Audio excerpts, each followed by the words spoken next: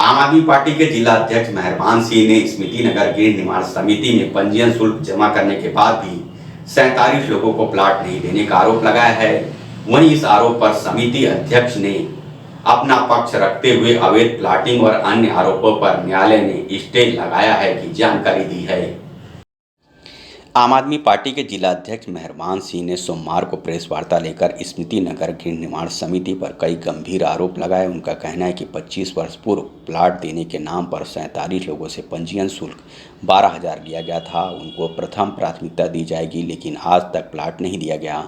वहीं दूसरी ओर इस 2 दशकों में कई बार समिति ने प्लाट बेचा, लेकिन उसमें इस 47 लोगों को प्राथमिकता नहीं दी गई। विश्वरंजन सिन्हा ने आम आदमी पार्टी को अपनी पीड़ा बताई। समिति के वर्तमान अध्यक्ष को इसकी जानकारी के लिए पत्र लिखा गया, लेकिन उनके द्वारा जानकारी नहीं दी गई और इसको भूखंड मिले, हम यही चाहते हैं। के द्वारा आज प्रेस वार्ता रखी गई थी। विषय ये था कि स्मृति नगर गृह निर्माण समिति के द्वारा बढ़ती गई अनियमितताओं को लेकर आज यह एक शिकायत की गई जिलाधीश और आयुक्त महोदय को। स्मृति नगर गृह निर्माण समिति के द्वारा उस क्षेत्र में प्लॉट आवंटन के लिए लोगों का पंजीयन कराया गया था। ऐसे 47 लोगों की सूची हमारे पास है जिनसे शुल्क लेकर के प्लॉट आवंटन में उनको प्राथमिकता देने का वादा किया गया था, लेकिन आज 20, 22, 25 साल हो गए, उनको आज तक प्लॉट का आवंटन नहीं हुआ।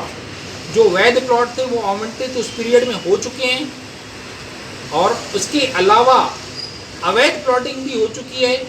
अवैध प्लॉटिंग में नगर निगम आयुक्त के द्वारा वर्ष 2019 में उनको नोटिस भी दिया गया।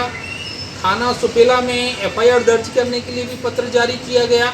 लेकिन आप सोचिए कि अध्यक्ष जो स्मृति नगर गृह निर्माण समिति के हैं वो भाजपा से हैं, निगम में सरकार कांग्रेस की, दोनों की मिली भगत से इस मामले को दबा दिया गया। ये 20 साल हो गए, किसी ने क्यों नहीं प्रयास किया अभी तक? उम्मीद में थे कि प्लॉट मिलेगा। जैसे आप अन्य उसको सहारा को देख लीजिए, चिटफंड कंपनियों को देख लीजिए, जनता तो इंतजार ही करती है कि उसको उसका न्याय मिलेगा, लेकिन न्याय मिलता नहीं है। अगर उनमें से 47 लोगों में से एक व्यक्ति ने शिकायत की, हमारे साथ जाकर के उपपंजीयक सहकारिता विभाग को शिकायत की, 7 महीने तक विभाग ने कोई जवाब नहीं दिया। अब समिति को तो थोड़ी सरकारी विभाग जवाब नहीं दे रहा, तो आप सोचिए उससे अंदाजा लगाइए क्या स्थिति। अभी क्या चाह रहे हैं आप लोग? उसके न्याय हो, जांच हो। वहीं पंजीयन शुल्क और भूखंड आवंटन पर समिति के अध्यक्ष राजू चौबे ने अपनी प्रतिक्रिया कुछ इस प्रकार से दी है। तो इस पत्र के अनुसार ये जनवरी महीने में मेरे पास आए थे 2022 में। इस पत्र में उन्होंने लिखा है कि समिति के द्वारा वर्ष 1980 में प्लॉट आवंटन के लिए पंजीयन करवाया गया था। आवेदक का नाम उस सूची में है। 1980 और 42 वर्ष बाद 2022 में ये पत्र लेकर मेरे पास आए। सबसे पहली बात तो ये है कि पत्र पूर्णतः गलत है। 1980 में उनके द्वारा कोई सदस्यता के लिए आवेदन नहीं दिया गया था।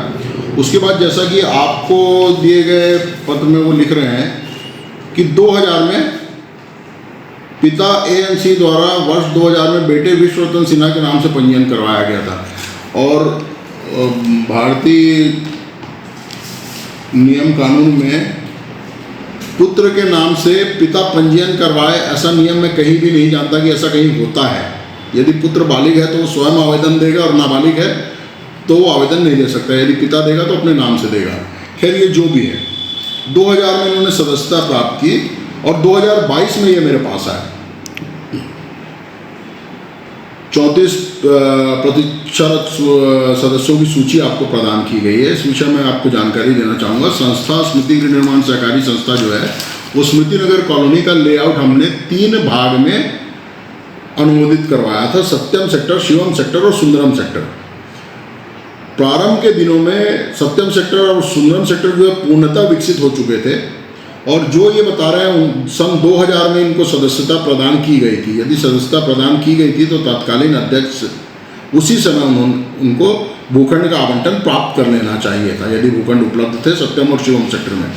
लेकिन मेरी अधिकतम जानकारी के अनुसार मैं आपको बता रहा हूँ कि उस समय तत्कालीन अध्यक्ष स्वर्गीय हरबंस सिंह ने सुंदरम सेक्टर, जो कि मॉल के सामने वाला क्षेत्र है, उसको विकसित करके उसमें भूखंड आवंटित करने के उद्देश्य से सदस्यता प्रदान की थी कुछ लोगों को। उसके बाद न्यायालयीन विवादों के चलते वो संभव नहीं हो सका और वो लेआउट जो है स्वयं निरस्त हो गया। 2 वर्ष की अवधि होती है लेआउट की, वो लेआउट निरस्त हो गया। उसके बाद वर्ष 2009 में 2007 या 8 में एक छत्तीसगढ़ शासन का सहकारिता विभाग द्वारा एक आदेश पारित किया गया कि कोई भी गृह निर्माण सहकारी संस्था किसी भी व्यक्ति को तब तक सदस्य नहीं बना सकती जब तक कि उसके पास अनुमोदित अभिन्यास के अनुसार भूखंड ना हो। लेआउट अप्रूव्ड प्लॉट जब तक किसी संस्था के पास नहीं है वो किसी भी व्यक्ति को सदस्य नहीं बना सकती। इस बीच संस्था द्वारा 34 लोगों को नई सदस्यता प्रदान की गई थी। वर्ष 2009 में इस संस्था के एक सदस्य श्री उमाशंकर शर्मा द्वारा न्यायालय उप पंजीयक सहकारी सोसाइटी दुर्ग में इस आशय का एक वाद प्रस्तुत किया गया कि स्मृति गृह निर्माण सहकारी संस्था द्वारा भूखंड न होते हुए भी 34 लोगों को सदस्यता प्रदान की गई है।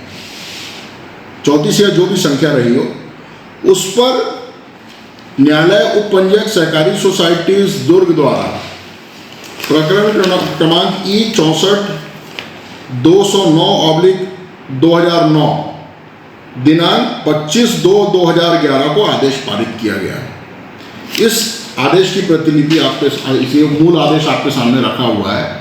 इस आदेश के अनुसार माननीय न्यायालय उप पंजीयक सहकारी संस्थाएं दुर्ग ने स्मृति गृह निर्माण सहकारी संस्था के विरुद्ध आदेश पारित करते हुए निर्देश दिया कि ऐसे सभी सदस्य जिनके पास भूखंड नहीं है, गैर भूखंडधारी सभी सदस्यों का नाम सदस्यता सूची से विलोपित कर दिया जाए, उनकी सदस्यता समाप्त की जाए। वर्ष 2011 25/2/2011 के इस आदेश के अनुसार संस्था द्वारा ऐसे सभी सदस्य जिनके पास भूखंड नहीं थे और संस्था द्वारा उनको सदस्यता दी गई थी, उनको सूचित किया गया कि न्यायालय के आदेश अनुसार आपकी सदस्यता समाप्त की जाती है और आप अपनी जमा राशि संस्था से वापस प्राप्त कर सकते हैं। इस आदेश के उपरांत संस्था के पास ऐसी कोई व्यवस्था नहीं बची थी कि हम बिना भूखंडधारी सदस्यों को सदस्य बना सकें, अतः इनकी सदस्यता समाप्त कर दी गई।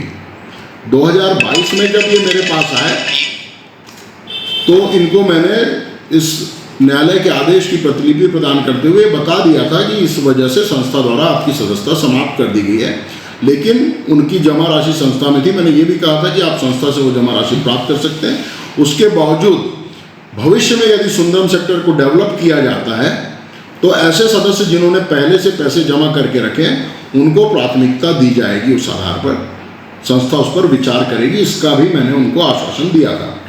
सबसे बड़ी बात यह है कि न्यायालयीन प्रक्रिया को पत्र वार्ता में ले जाना, मीडिया के बीच में ले जाना, इसका कोई आशय कोई विषय ही नहीं बनता, क्योंकि ये न्यायालयीन आदेश है। यदि आप इससे क्षुब्ध थे तो इसके विरुद्ध इससे उच्च न्यायालय में आपको अपील का पूरा अधिकार था। इस न्यायालय के आदेश के विरुद्ध आप दूसरे न्यायालय में जा सकते हैं, लेकिन मुझ पर यह दबाव नहीं बना सकते कि न्यायालय के आदेश के बाद भी उस न्यायालय के आदेश की अवमानना करते हुए मैं आपको भूखंड उपलब्ध करा दूं। तो ये बड़ी स्थिति स्पष्ट है। राजीव चौबे ने अवैध रूप से प्लाटिंग बेचने और कई तरह के शिकायत पर उन्होंने न्यायालय से स्टे मिलने की जानकारी दी है।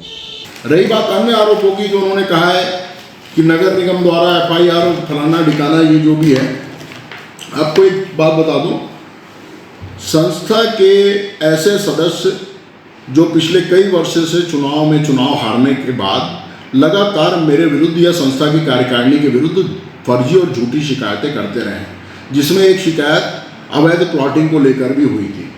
इसकी एक अलग अलग विभागों में एक ही शिकायत को अलग अलग नामों से 50 बार किया गया।